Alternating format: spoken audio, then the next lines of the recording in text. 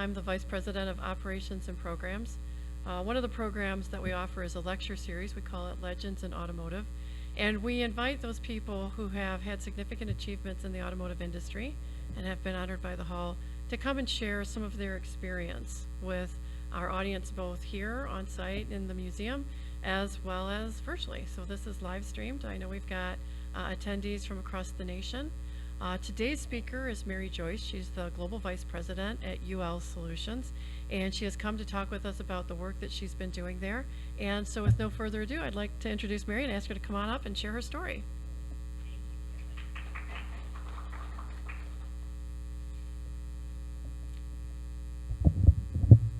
So first of all, I want to thank the Automotive Hall of Fame for this wonderful honor to come and speak, and I want to thank all of you for coming out to listen.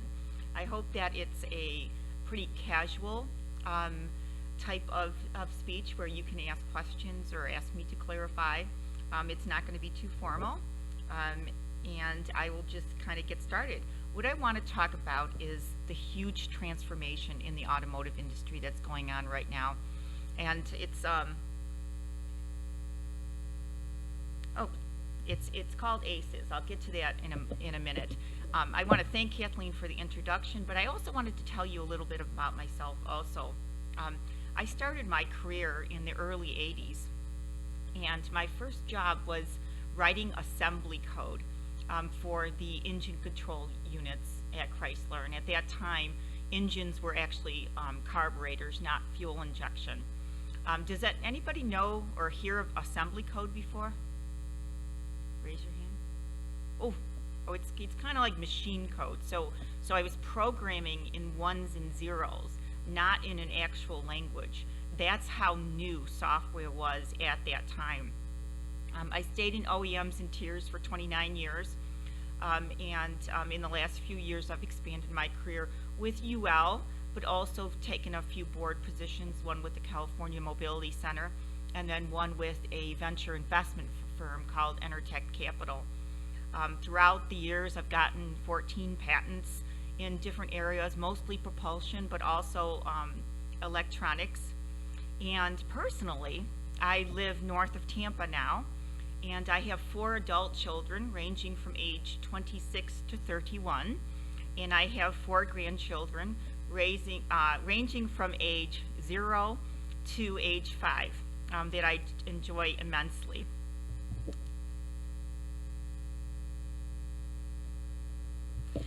Okay, so what does the global automotive landscape look like? It's truly in the midst of a paradigm shift. Rapid advancements in technology paired with increased regulatory, consumer, and commercial expectations are pushing manufacturers to really create compelling and safe mobility devices for the future. It's a challenging environment, but it is so exciting. I've always said that automotive is the most exciting industry in the world and the most advanced, but now it's never been like it is. I mean, with all the changes that are going on. So I'll introduce you to the concept of ACES. Has anybody heard this acronym before? Not many. Okay. So ACES, in some countries around the world, it's called CASE. They switch it around, but basically what it means is autonomy, connectivity, electrification, and shared mobility. These are the driving forces that is changing the industry. What is really interesting is that they are all intertwined in some way, and that makes them more complex. And they're considered megatrends. These trends are far from a passing fad. They are a catalyst that is evolving the automotive industry to become the mobility industry. And they are also bringing along unbelievable challenges. Over the last few years across the globe, we see the trend to electrification moving faster than the other areas, but still, I'll talk a little bit about the money being spent in the industry on a later slide. It is very, very significant.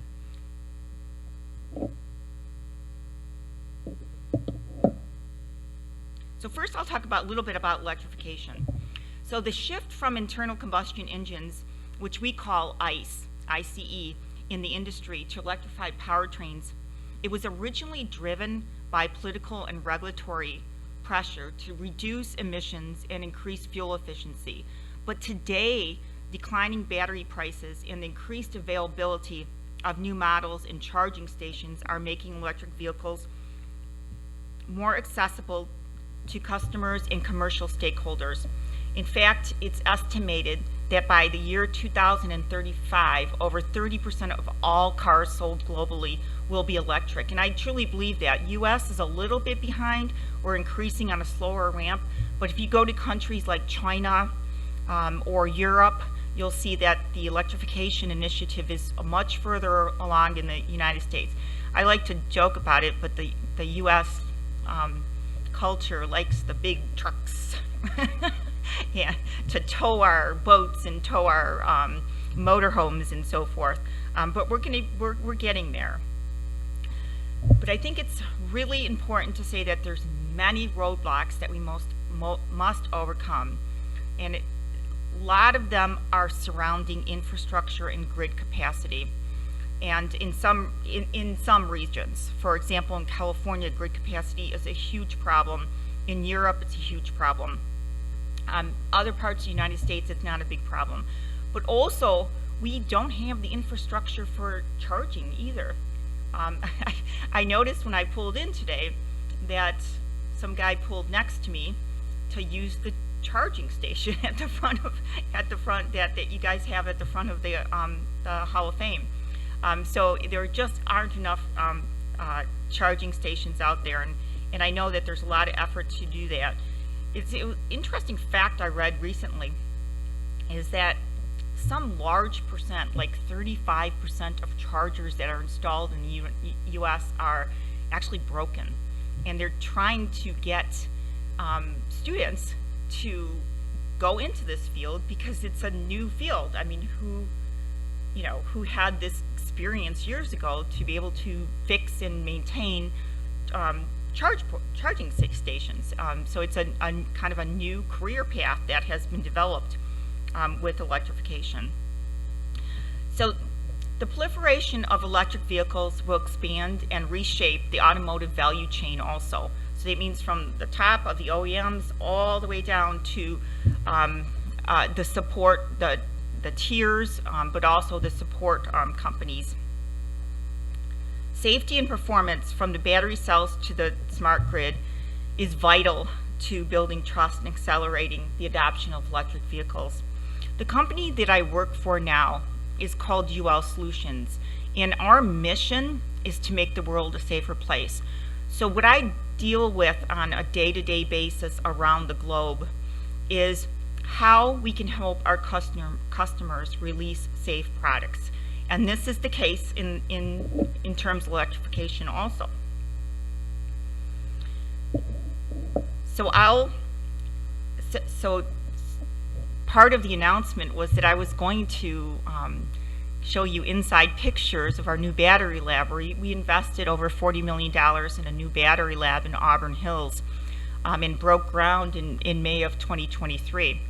But some things changed. UL Solutions actually entered into what's called an IPO, so an initial public offering, and there is a quiet period during that initial public offering process that we cannot talk about anything that's not public. So unfortunately, I can't show you pictures of the lab, but the grand opening will take place in August, and at that time I can maybe come back and show pictures and so forth. The top picture on this page is the site up in Auburn Hills in May of 2023. And the bottom picture on the left is buses getting charged. Electric buses is a big expanding area in mobility. And then on the right is actually, if you see the flat part, that is actually a vehicle battery, and it's being tested in a chamber. And it's interesting because you can see all the monitoring in that chamber that has to be done for that battery. because they are very dangerous. And if you're testing them, that means they're not in production. So it could be a development and all of the unknowns about that battery aren't known. So it is very common to have fires or disasters in battery testing labs. And that is why the lab is costing you all $40 million. It's not because of the chamber that you put the battery in, but it's because of all the safety conditions that have to be made.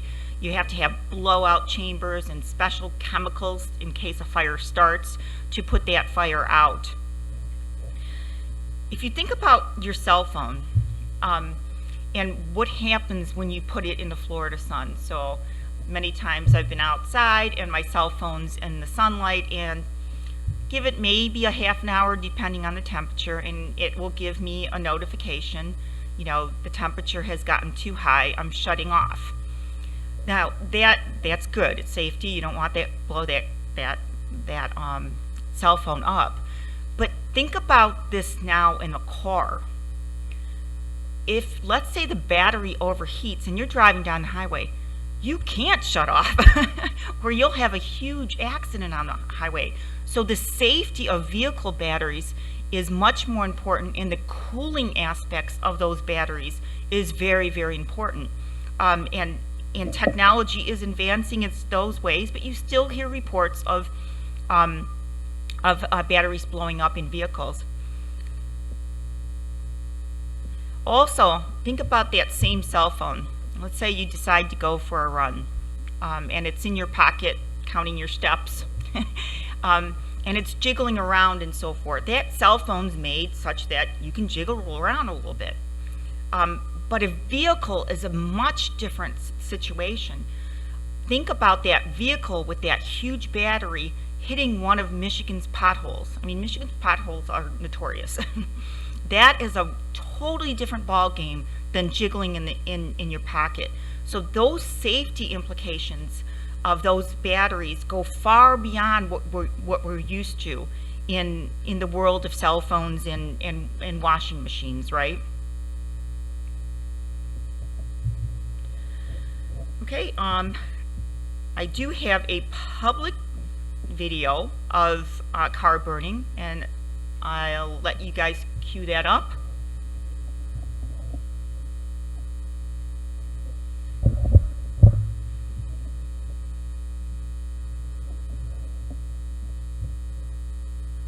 So one of the things that I wanted to note is these fires, when vehicles blow up, are very, very chemically dangerous, and that's pretty important to talk about. Though that is why there is such a stressing around first responders. I live north of Tampa these days, and when hurricanes come through, it's amazing. Cars can spontaneously combust after a hurricane because batteries in salt water don't get along, and so the reaction could take weeks. So the salt water will come in, maybe some flooding from a hurricane, and 2 weeks later the car will blow up. And so it's really important to understand the chemical nature of these batteries, and continue to work on safer and safer. Isn't that amazing?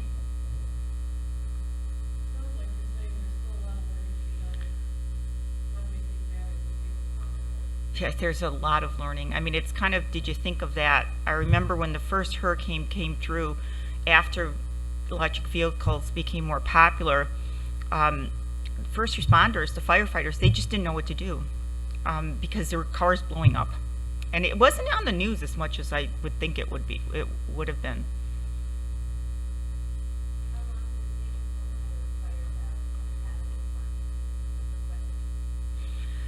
They try to do it very, very, very fast.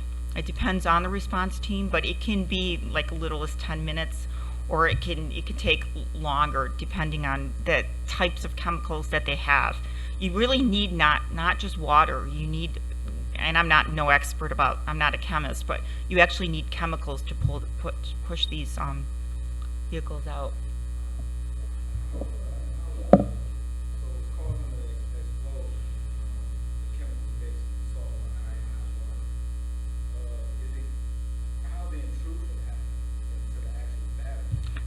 That's a really good question. It's because we have some things that we need to do better. One of the labs that I manage now also in Auburn Hills, that's all they do is they test the enclosures of those batteries so that there is no leakage.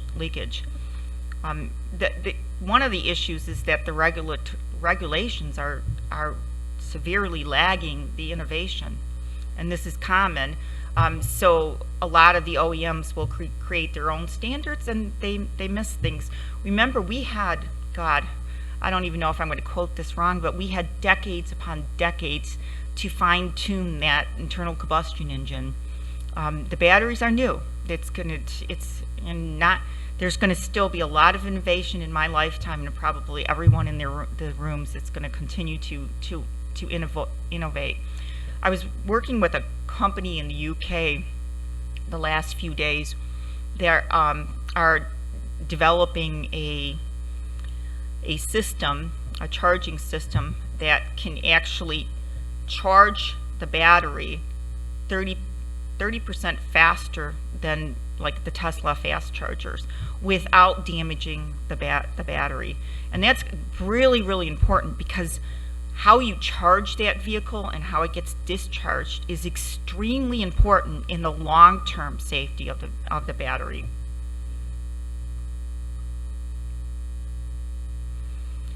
So this is also just a favorite topic of mine, and it's actually security. Automotive security issues are on the rise, as with all security issues. And what I call hyperconnectivity has exacerbated this trend. And I'm going to give you a simple example. I'll go back to that cell phone that I was talking about. Vehicles now have the ability to connect with your personal cell phone, right? Most vehicles you plug it in and your cell phone's putting on your map and playing the music that you want to play. Now just for a moment, imagine that your cell phone is hacked. And that's not an unrealistic assumption. So you connect it to your car, and then, because your car is an EV, of course, you connect your car to a public EV charger. Bang! Now the national energy grid is at risk because your cell phone was hacked. It's connected to your car is connected to the charger charger is connected to the national grid.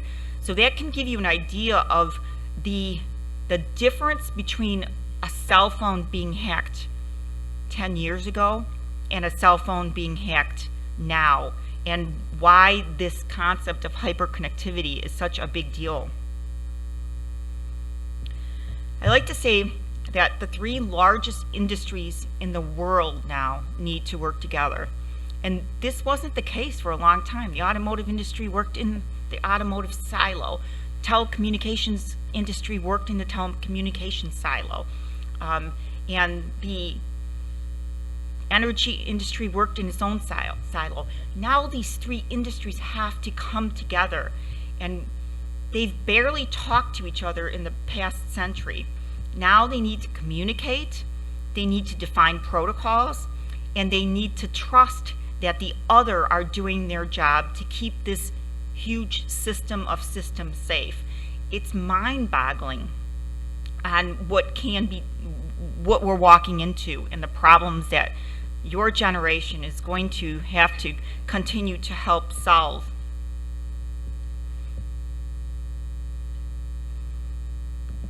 So I spoke to a group of students in Mexico late last year, and one of the questions I got is if I were to do it over again, what would I do differently as far as a career goes?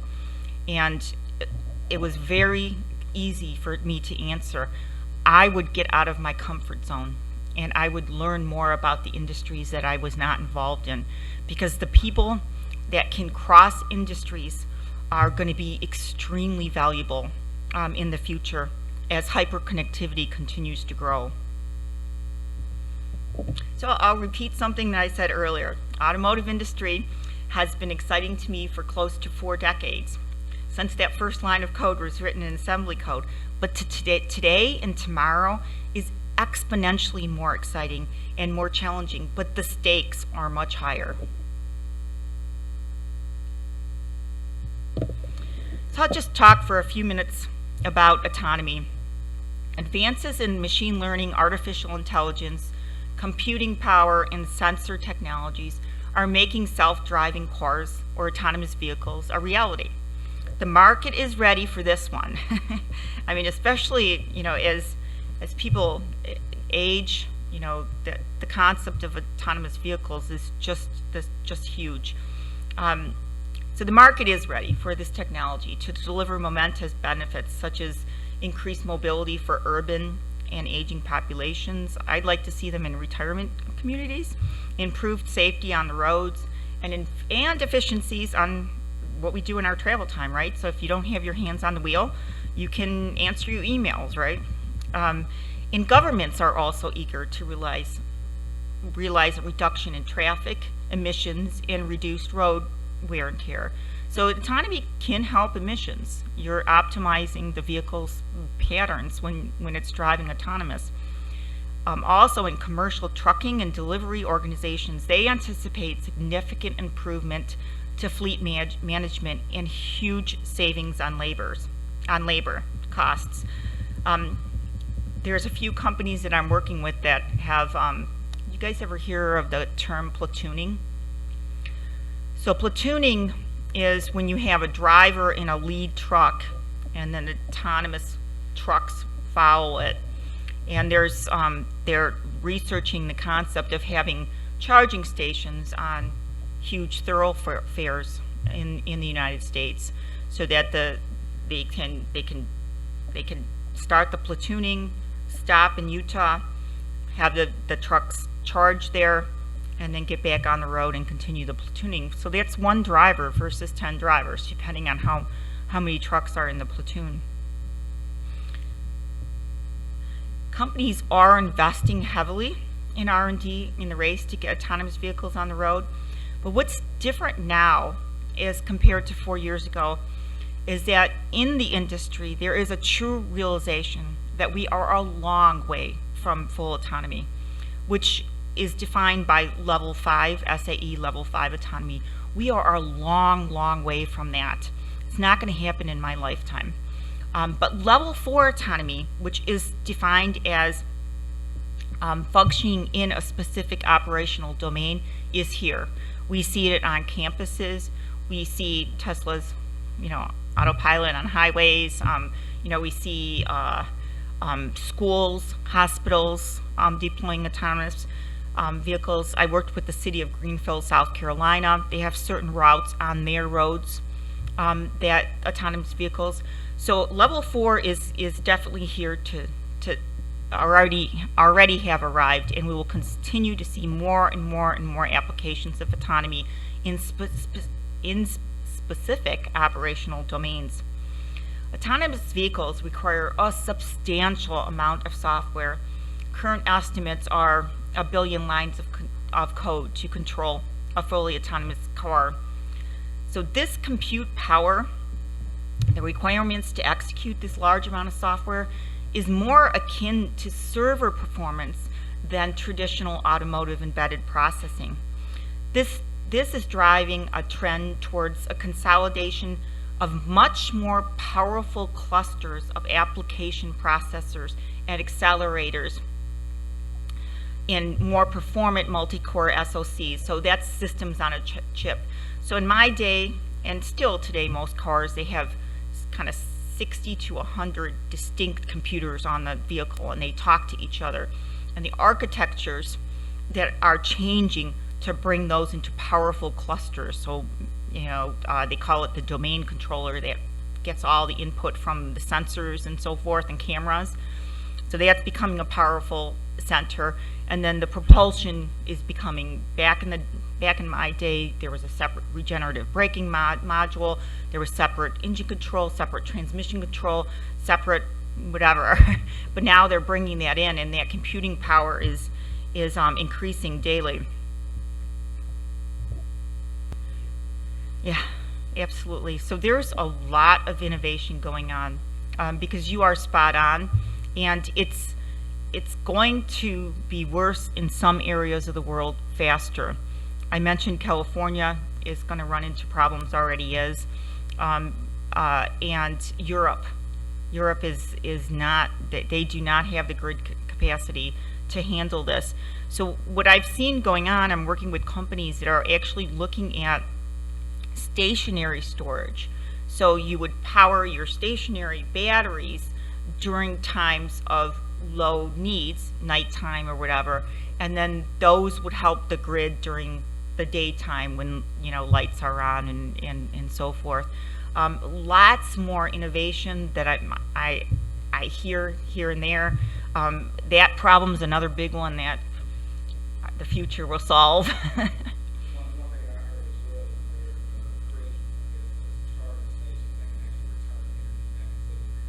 Yeah. Yes, so I'm thinking the name is reversible charging. Yes, but UL has a standard, and we test those devices that can return power into the grid.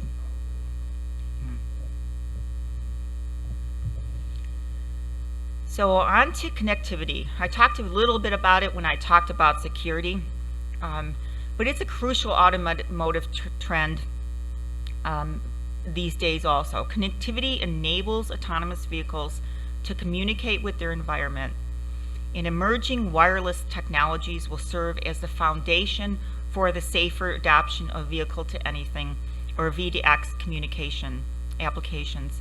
So I'll try to give an example of that. So if your vehicle that's autonomous can communicate with the stop sign and the lights, the traffic lights, you can add another layer of safety onto that vehicle, because the stop sign would say, this is a stop sign, you know, did you see me? So that the communication is going to be vital as we move into more and more operational domains, but it has its own problems, like I talked about earlier, that we have to solve. The other thing that we hear a lot about, and connectivity is the base for this, is over-the-air updates. So we're all used to having our cell phones updated when we have it plugged into power at night, but vehicles are going to be more and more like that. I know Tesla does that already, but it's going to become more and more prevalent, which then brings in more security concerns, like I talked about earlier. It's a tremendous amount of innovation. Actually, Europe is ahead of us. So Europe has come up with, they have a more stringent regulatory process that they call the type approval process, and they have already released what they call R157, which is the safety of over-the-air updates. So there's a lot of work to be done. There really is. Singapore has moved along pretty well. United States is a little bit notorious for being a little bit lagging on regulations, and it has to do with our culture. Our culture is more innovative. We want people to take risks. The states fight. Did something happen? Oh, it went away. Okay, sorry, I heard my computer echoing. The states actually kind of fight with each other to get testing on their roads, to ensure that R&D is in their state and so forth. You don't see that in the rest of the world. There's more of a tendency to come out with regulations faster. The U.S. is also what we call a self-certified nation. So in other countries like China, Japan, South Korea, Europe, manufacturers have to have a third party like UL do their testing. Here in the United States, it's self-certified. You have to prove to the regulators that you've done to the test, but you do not have to have a third party involved. So it's a kind of different philosophy.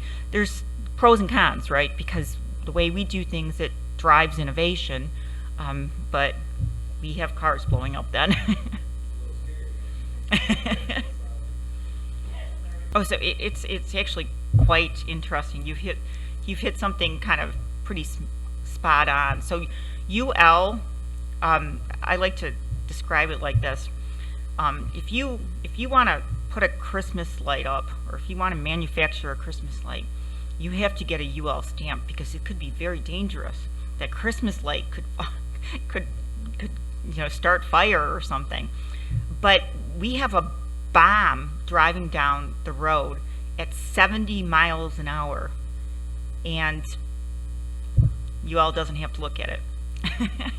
So it's an amazing phenomenon, and it is political. It's the power of the automotive industry in the United States. When UL has tried to get into automotive for 120 years, and because it's not a third-party certification, it's always been very difficult. And in the past, UL has fought with the automotive industry. So back in my career at Chrysler, I didn't like UL, because UL was trying to get into our business. Yes, but now I love UL. But it's going to take some time, and it takes a different approach. So now we do partner with the OEMs quite a bit. We partner with the industry, but this is kind of a new thing for UL. It was actually a process. Like I said, the history of UL and the OEMs was always rocky. Over the last 10 years, we've partnered with SAE and the automotive industry in a way that we're not lobbying in Washington anymore. We're just saying, we just want to help, because we are working for a safer world. And so we don't lobby anymore against the automotive industry. It's actually since I was hired, because that approach wasn't going to get anything safe. It was just going to continue the kind of the feud. We, in 2019, when I started with UL, we opened our first battery testing lab in China. So that was the first lab, and then since then we've opened in South Korea, in Europe, and then this year we'll be in Michigan. So yes, we're kind of new in the industry.